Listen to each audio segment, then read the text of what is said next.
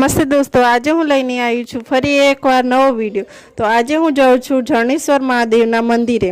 તો જણેશ્વર મહાદેવ મંદિર બોડેલી અને જાંબુઘોડાની વચ્ચે આવેલું છે। જાંબુઘોડા બાજુથી જઈએ તો તેમાં જાંબુઘોડાથી 3 થી 4 કિલોમીટર દૂર આવ્યું છે।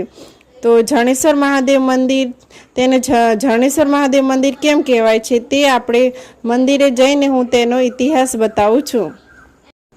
તો હું પહોંચી ગઈ છું જણેશ્વર મહાદેવના મંદિરે।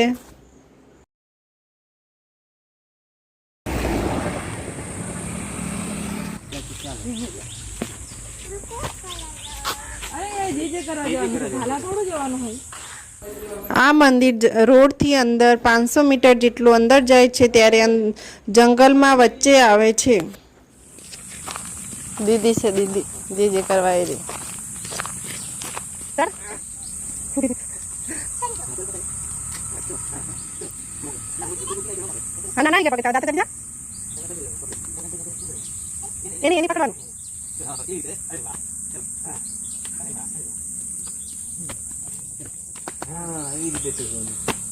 અરે વાહ, અરે વાહ, એવી રીતે યાર। ચલો ચલો જે કર ચાલતા ધરાવ સમજો। મંદિરે ઉપર જતા પહેલા જ ત્યાં એક બાજુ યજ્ઞકુંડ બનાવેલું છે અને મંદિરમાં અંદર જાય છે ત્યારે પથ્થરથી બનેલું મહાદેવનું શિવલિંગ છે।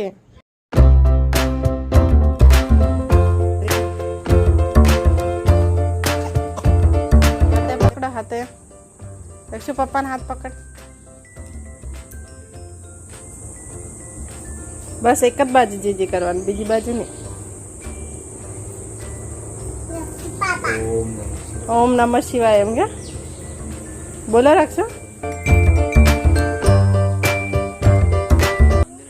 આમાંથી પાણી નહીં ખૂટતું એમ। હવે આવે છે એ વાત ઉપર કે આ મંદિરને જણેશ્વર મહાદેવ મંદિર કેમ કહેવાય।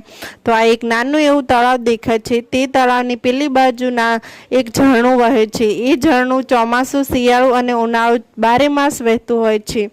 આ તળાવમાં કોઈ દિવસ પાણી ખૂટતું નથી, તેથી આ મંદિરને જણેશ્વર મહાદેવ મંદિર કહેવાય છે।